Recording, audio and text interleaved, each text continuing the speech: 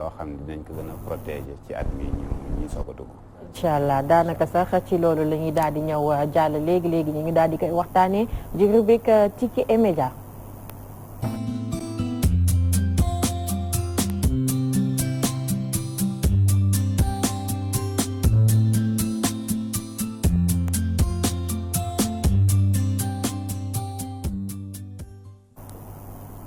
Aïcha Assane dañu lay bàyyi nga daal di ñu sóobu ci biir waxtaan bi. jaajëf Fatou Mountaga Cissé ñun nuyuwaat la dalal la ci plateau Walf TV Petit Déj bi sax du bu njëkk bi yaakaar naa ne mën nga ko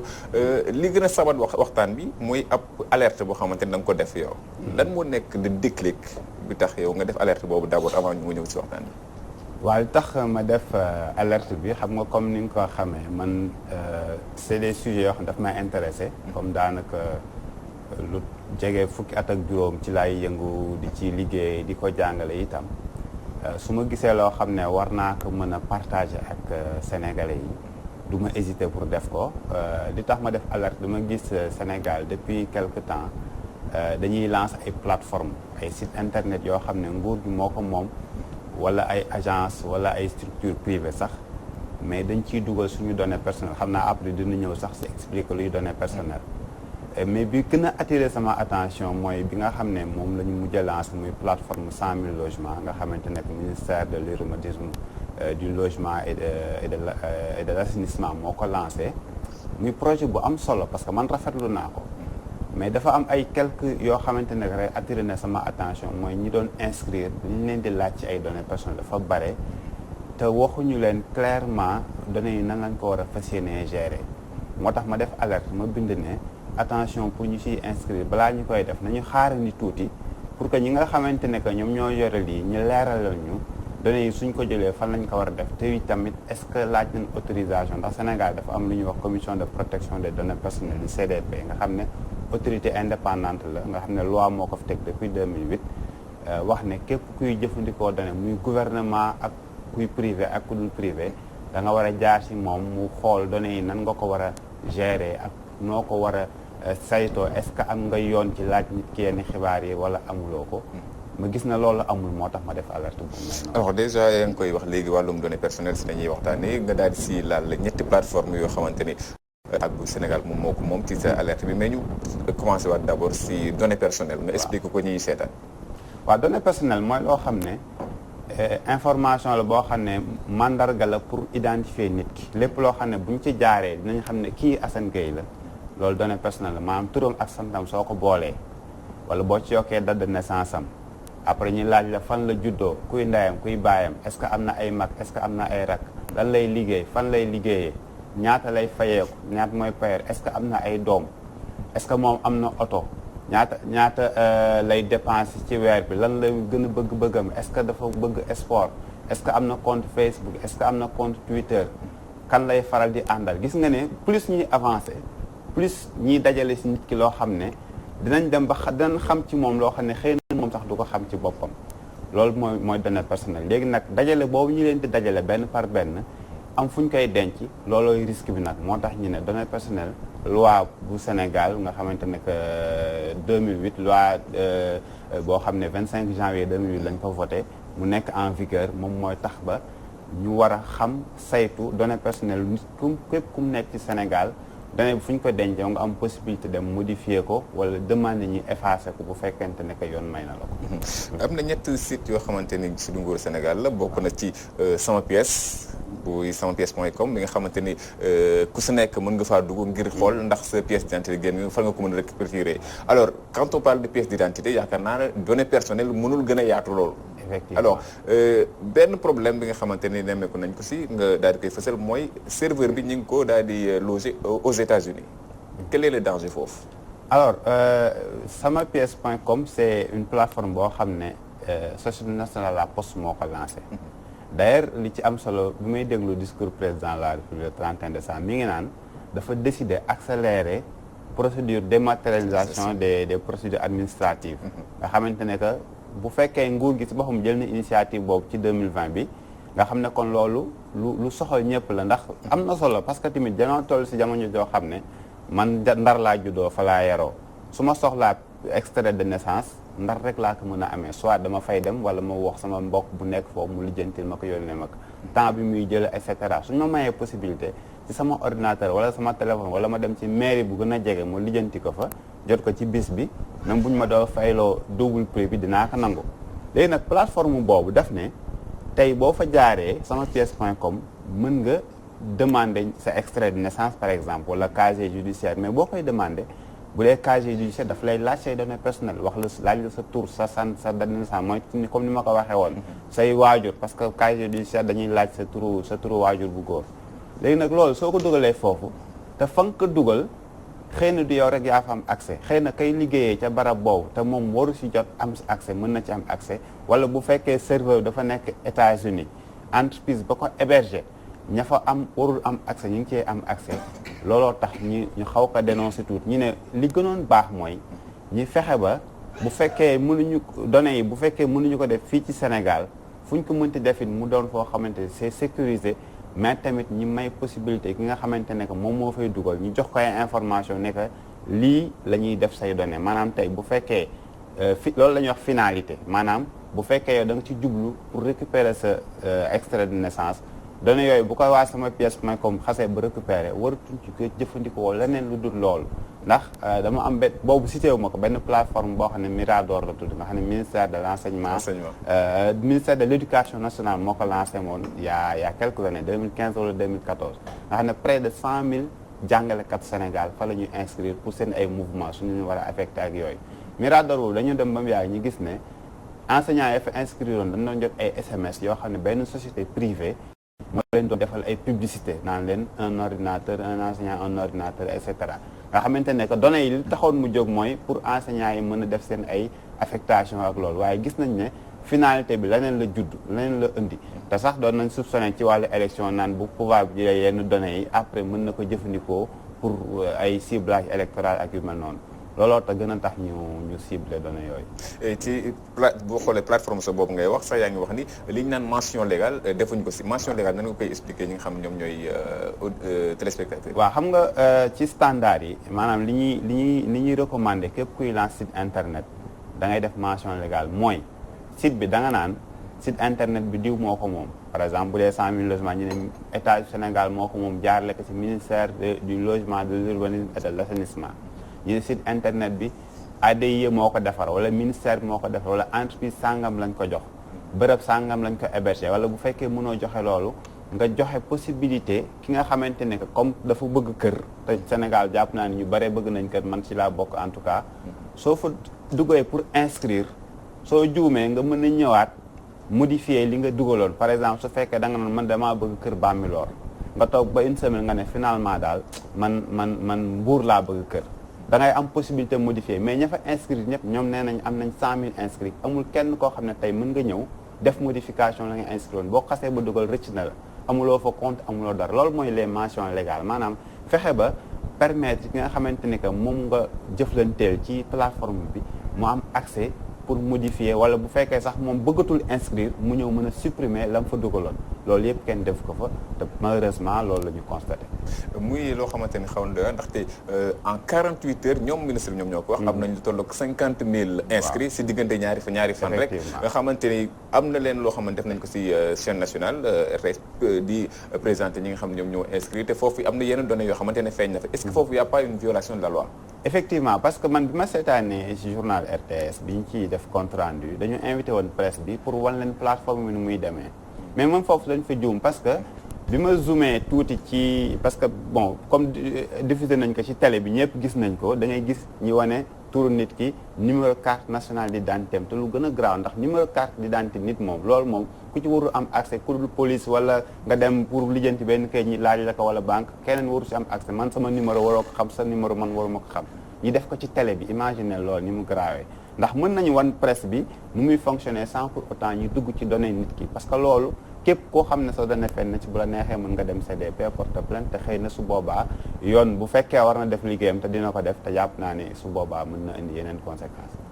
ñu wax un peu si plateforme bu LONASE bi nga xamante ni foofu jokkalante dafay am wàllum xaalis wàllum pari nga wax ni c'est pas protégé. parce que du HTTP.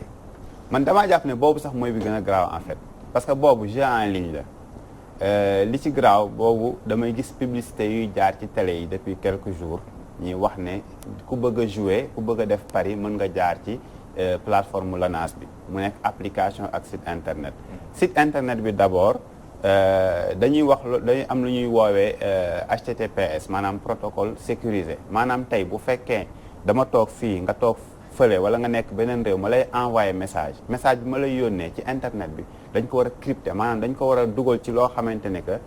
man ak yow rek ko war a gis maanaam même opérateur bi may jaay internet même état bi nga xamante ne que xëy na moom moo war a am yenn contrôle waru ko gis même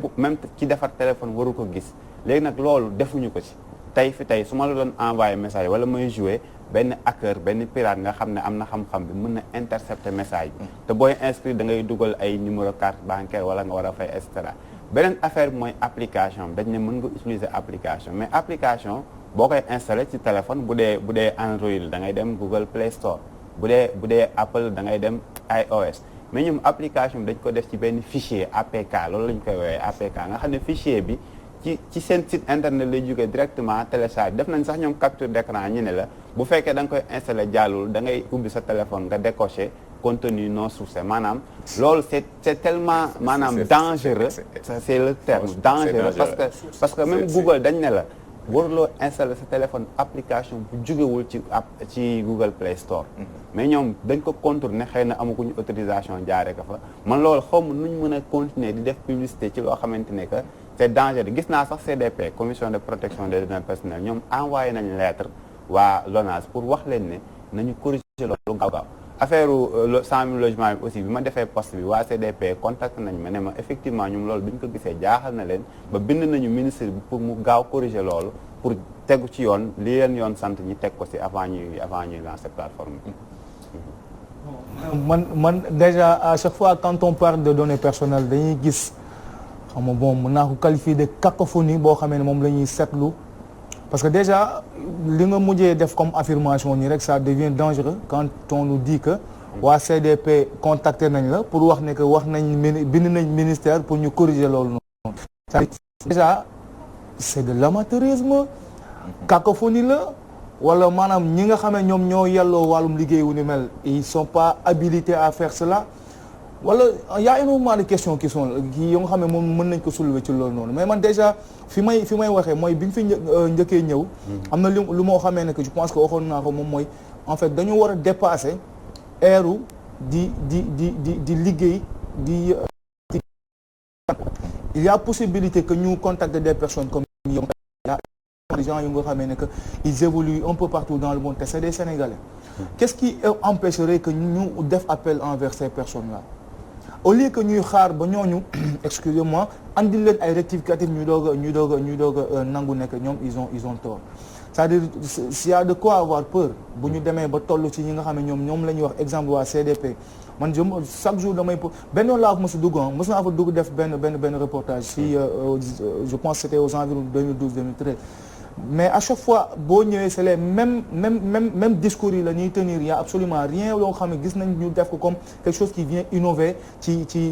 maanaam question de protection de données personnelles c'est un peu rare aussi ñuy gis ñoom ñuy poursuivre ay nit ñu nga xamee ne que maanaam c'est à travers loolu parce que à chaque année dañuy wax ne que y a des milliers et des milliers de plaintes yoo xam ne ñu ngi koy recevoir mais est-ce que plaintes yi mu ngi am suite xam nga des questions qui viennent et reviennent donc en tout cas côté bii moom portant ci 100 000 logements yi man personnellement non sérieusement dama ci inscrire ba pare may doog a am parce que ce qui est un peu bizarre mooy dañ lay laaj ko ban quartier nga dëkk waaw et du moment que ñu xam quartier bi nga dëkk ils peuvent savoir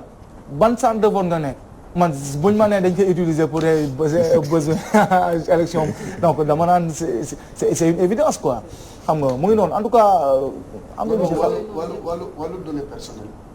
man dama seetlu ne Sénégal dañ ko banaliser de trop. et c'est très dangereux. de trop soo demee suñu téléphone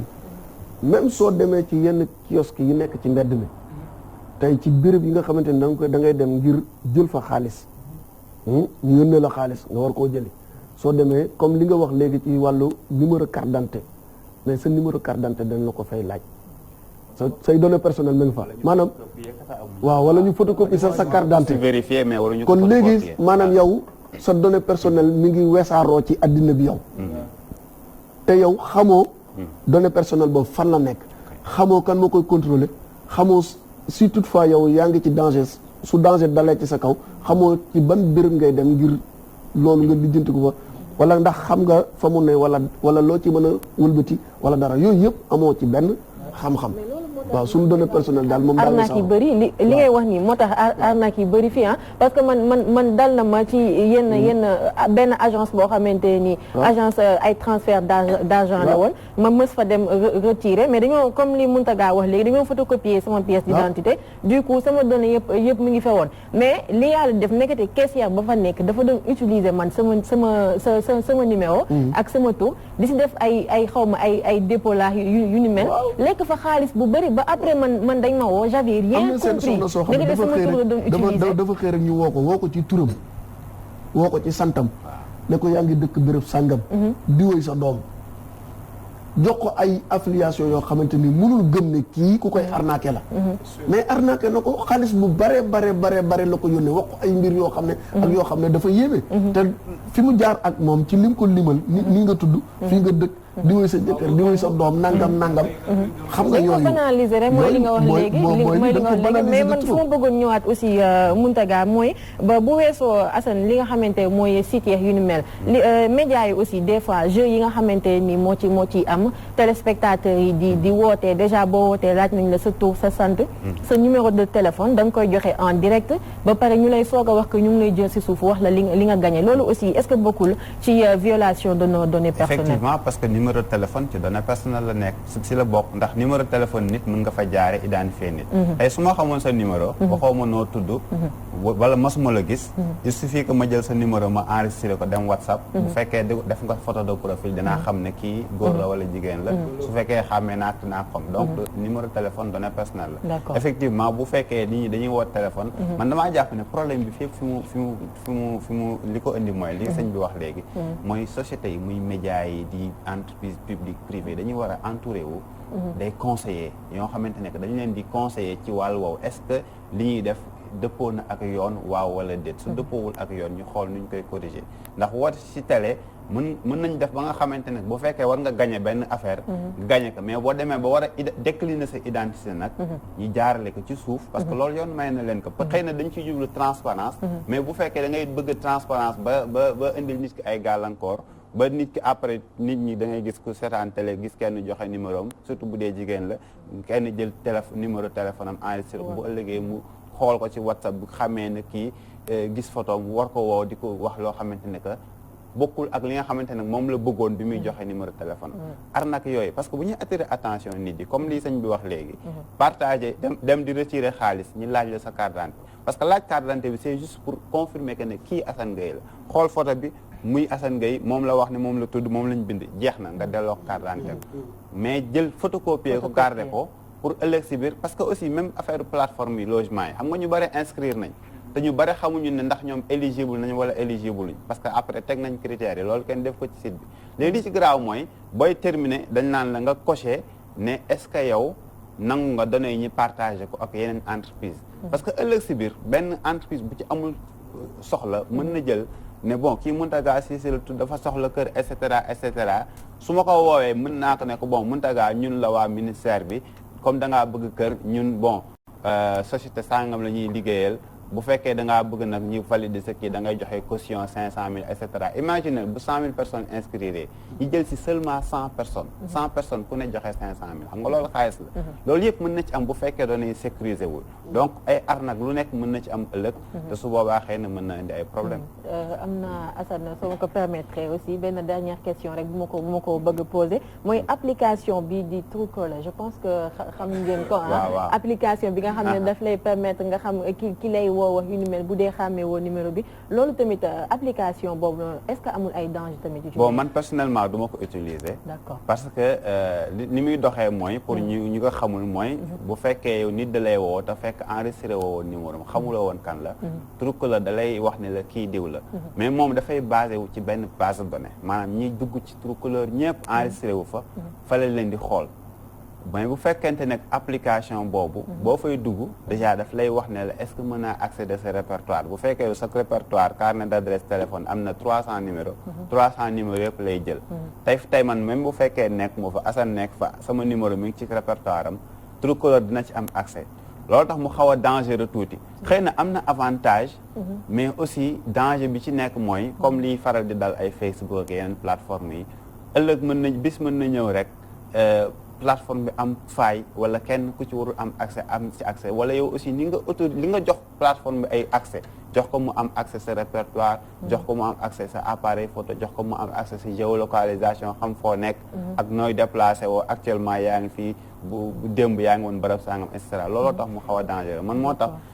j'utilise le moins d'application possible loo xamante ne mënul ñàkk daal ba mënul ñàkk ci laa koy soog a installé sama téléphone mais sinon damay def très attention ci genre application yooyu. de sécurité waaw y a plus de sécurité de la rapport boo ko y a plus de sécurité bi laa wallaay alors Assane dafa mel ni waxtu bi daf ñu daal di def ñu daal di lay bàyyi nga daal di terminer tàggatoo. waaw di ko jaajëfal moom Mountaga Cissé ci disponibilité bi di jaajëfal mbokk yi ñu doon seetaan boobu ba léegi di profité di souhaiter joyeux anniversaire bébé de l'an yi sax laay wax ndaxte bébé de l'an yi dañoo bëri Sénégal René Charles Fall Pape Mbar Faye mon ami Issa Tine si kër gi moom it tey lay fêté anniversaire am di nuyuwaale aussi un ami un frère Abdoulaye Ndiaye depuis Santenac ak Guédiawaye. baax di ko jaajëfal moom Assane Gueye di ko jox rendez-vous semaine prochaine di jaajëfal bu baax aussi Mountaga Cissé ci disponibilité bi heure bu ñu ko woowee mu ñëw wuy suñu di leen remercier bu baax a baax di wax aussi Charles René Fall joyeux anniversaire suñu bébé de l'année boobu démb la woon anniversaire am mais dañuy prolonger Charles dundal ba say may di baawaan borom 33 maamu dameel yi mi ngi noonu dañuy daal di ñëw léegi ñu daal di jàll ci biir rubrique li woon démb